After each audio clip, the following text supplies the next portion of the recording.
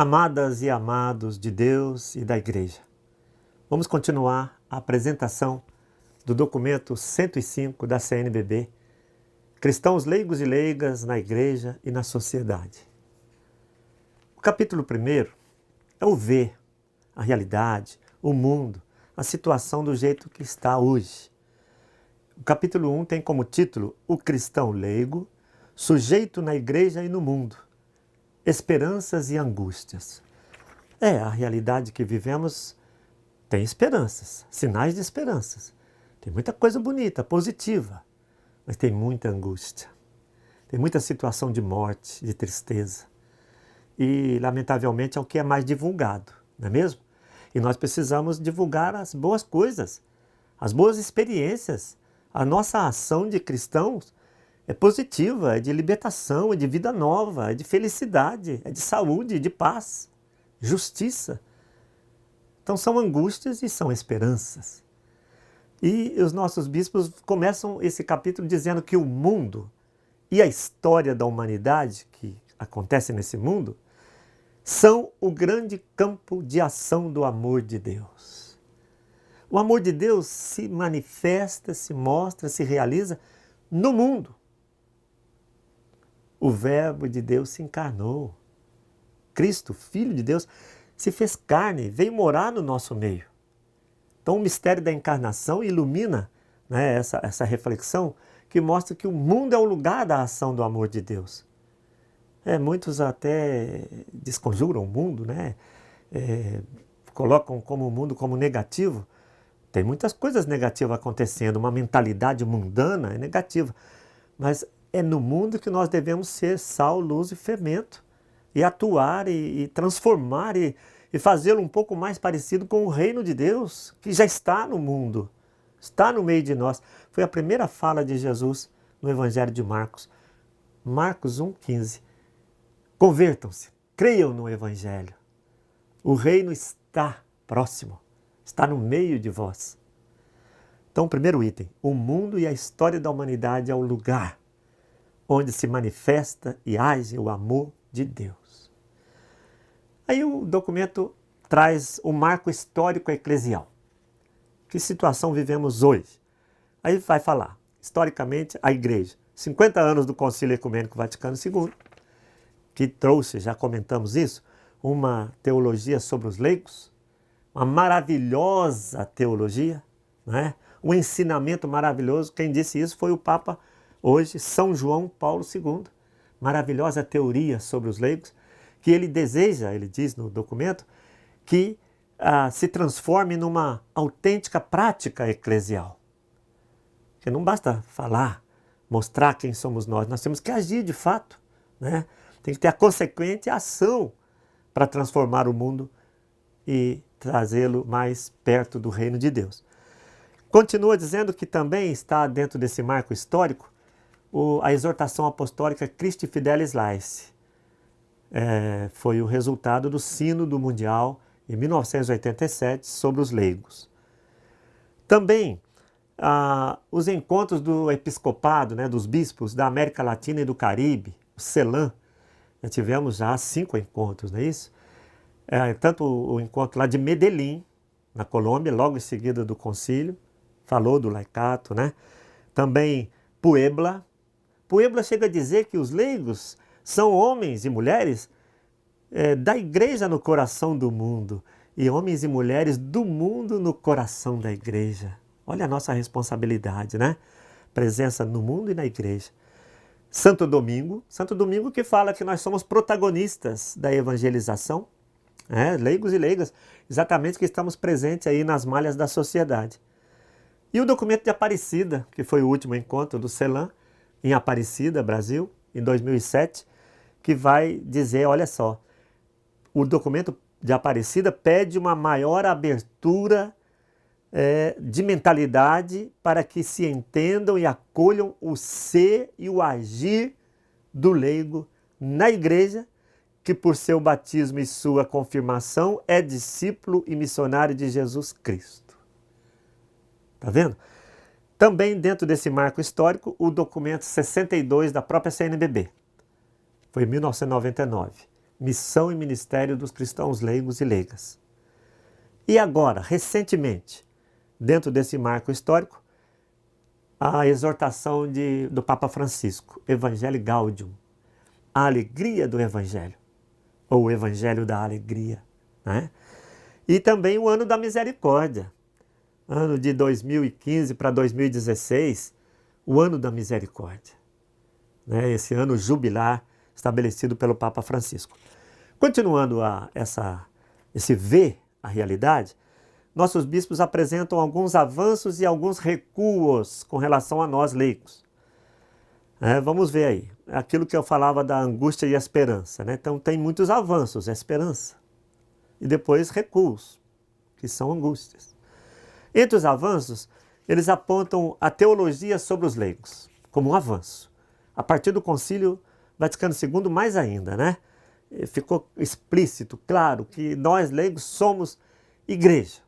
Papa Pio XII já tinha dito, vocês não só pertencem à igreja, vocês são igreja a todo título. Claro, pelo batismo. Né? Pelo batismo, filhos de Deus, membros da família que é a igreja. Olha só outro avanço que foi colocado pelos bispos, o número 25 do documento. A criação do Conselho Nacional do Laicato do Brasil, bem como os conselhos de leigos nos regionais e nas dioceses do país, marca um grande avanço.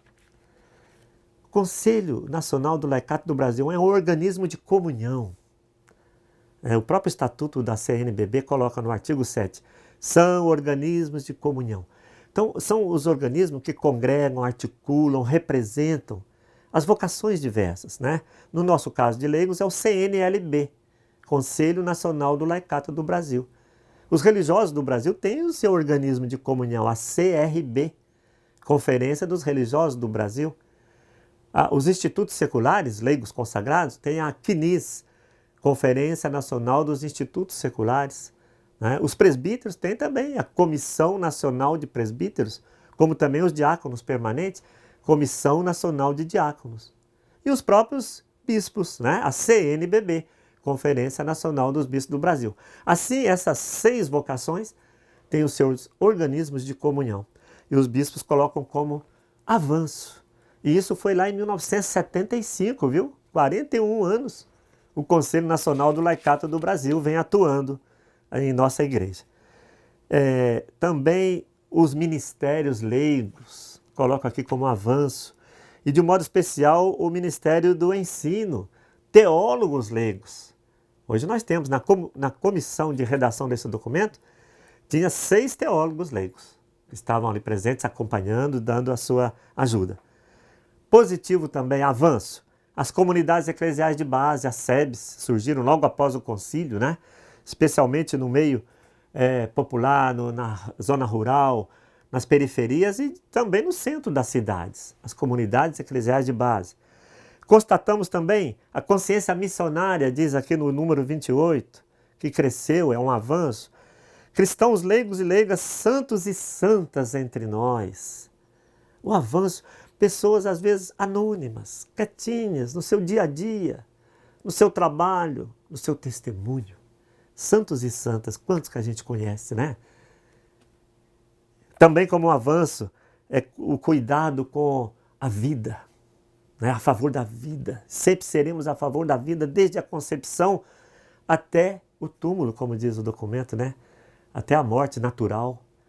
A favor da vida, o trabalho com as crianças, os jovens, a mulher, o idoso, a família, procurando sempre incluir, né? Denunciar a exclusão e incluir as pessoas.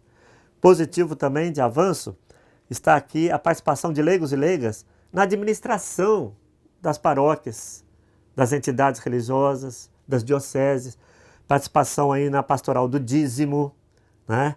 Também nos conselhos de contabilidade, de finanças, conselhos econômicos.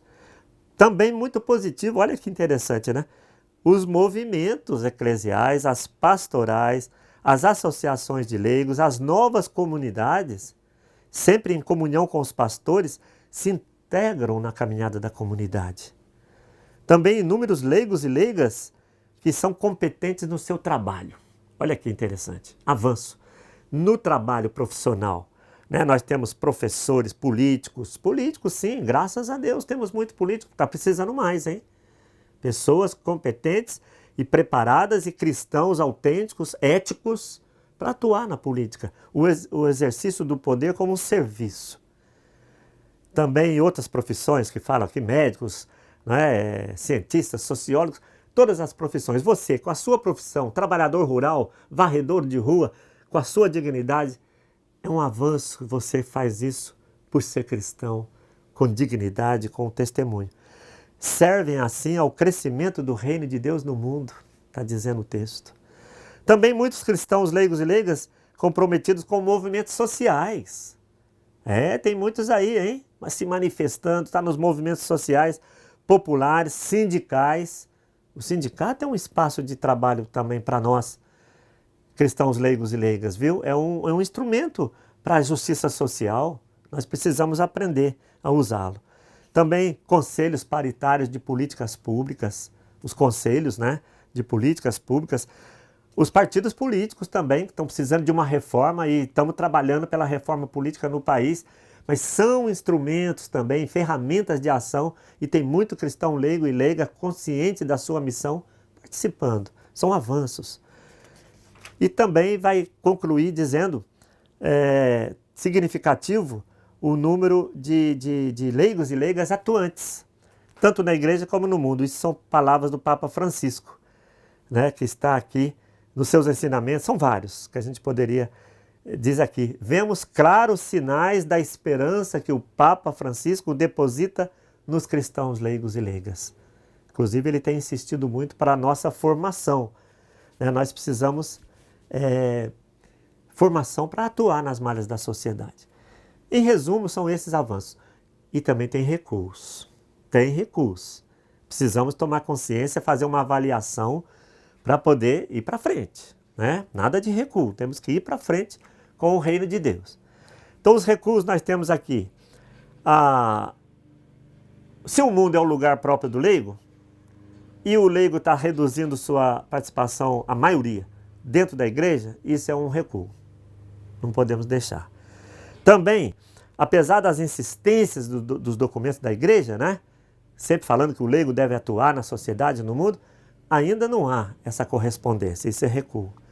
Também o Papa Francisco tem denunciado diversos retrocessos, Por exemplo, a ausência da participação consciente de leigos nos conselhos pastorais, nos conselhos das paróquias, econômicos também, isso é um recuo.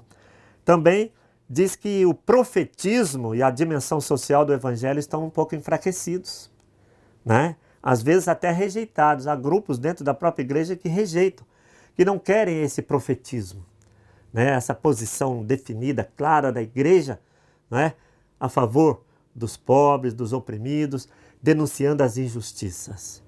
Isso é profetismo, isso é bíblico. Os profetas no Antigo Testamento e depois no Novo, e o próprio Jesus enfrentou o poder político de seu tempo. E nós precisamos ter essa coragem a partir do Evangelho.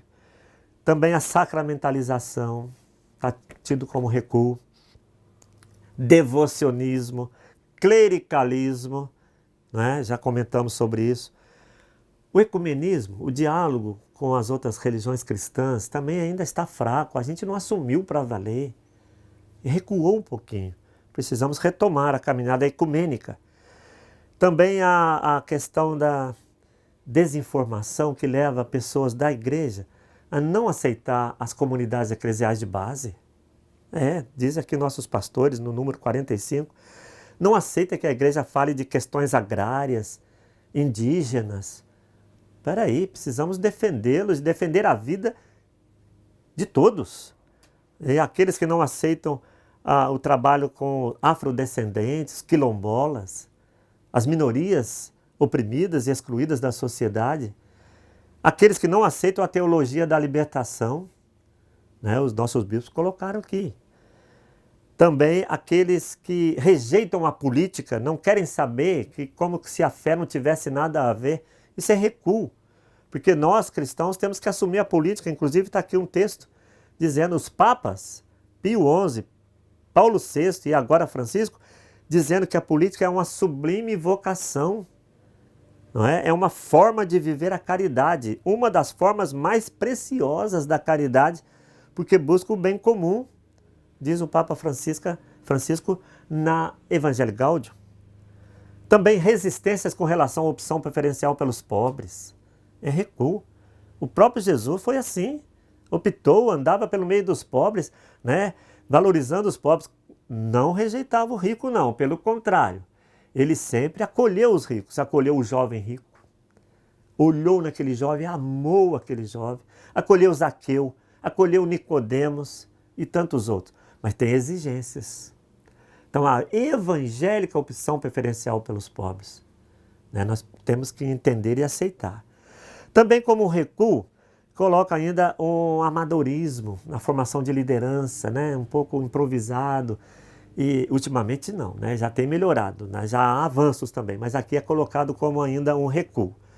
O Papa Francisco também elencou vários recuos, ele chama de doenças da cúria romana, e que também vale para nós, nas nossas comunidades. O número 48 traz várias dessas doenças, né, que o Papa Francisco aponta, mas para curar, para poder vencer e ir para frente. E também alguns desafios com relação à corrupção, né, tanto na igreja como na sociedade, e muito mais ainda na sociedade, né? Como diz aqui, verdadeiro câncer social. Papa Francisco chama de câncer social a corrupção, a necessidade da conversão ecológica, do cuidado com a casa comum, a destruição da natureza. Isso é um recuo muito grande e coloca a vida do planeta em risco. É o presente e o futuro da humanidade que estão em risco com a produção de tanto lixo e mais lixo e desmatamento e veneno nos alimentos. Isso é destruição, isso é recuo. E, finalmente, no número 50, o Papa tem alertado para o perigo de uma volta do neopelagianismo. Vamos entender bem, né? Pelagianismo existiu na história, dizendo que a gente poderia atuar sem a graça de Deus, que só a nossa capacidade, nosso raciocínio, nossa inteligência, né, é capaz de fazer as coisas independente da graça. Hoje volta um pouquinho isso, uma autossuficiência, né, do ser humano. É um risco também, seria um retrocesso se a gente caísse nessa, né? Não acreditar e não aceitar e não se abrir à graça de Deus. E aí, ainda dentro do primeiro capítulo, fala do rosto do laicato, né? Qual é o rosto desse leigo? Quem é esse leigo? Quem é você? Quem sou eu? Quem somos nós? Os nossos bispos, com muito carinho, né, vão dizendo, né, esses leigos e leigas corresponsáveis na evangelização, que são para nós, os bispos dizendo, são para nós motivos de alegria e de ânimo na vivência do ministério ordenado. Alguns rostos. Cristãos casados, famílias, né? Depois as crianças, que são início, germe, né, de um laicato maduro. As mulheres, cada vez mais presentes e atuantes. Os jovens, os idosos, o rosto nosso, né, presente aí nas comunidades. Também os solteiros, reconhece e valoriza aqueles que são solteiros por vocação, né, que fizeram essa opção de vida, né, de estar a serviço na sociedade e na igreja, sem se casar. Também viúvos e viúvas são lembrados aqui, é um rosto de muita gente, hein? Temos aí nas nossas comunidades, assumindo pastorais e ministérios, muitos viúvos e viúvas que se entregam, que dão a sua vida, a sua capacidade, né? Também os ministros de coordenação e líderes de grupos, né? Nas comunidades, nos setores, nas pastorais, né? Nos movimentos diversos. Os vocacionados, seminaristas, né? Para a vida religiosa ou para a vida presbiteral ou diaconal. Também os leigos e leigas missionários e missionárias, cada vez crescendo mais, como rosto do laicato, né? Enfim, aqueles que atuam nas pastorais, nos movimentos sociais, nas ONGs, né? Nos partidos políticos, nos sindicatos, nos conselhos de direitos, como homens e mulheres da igreja no coração do mundo. E homens e mulheres do mundo no coração da igreja.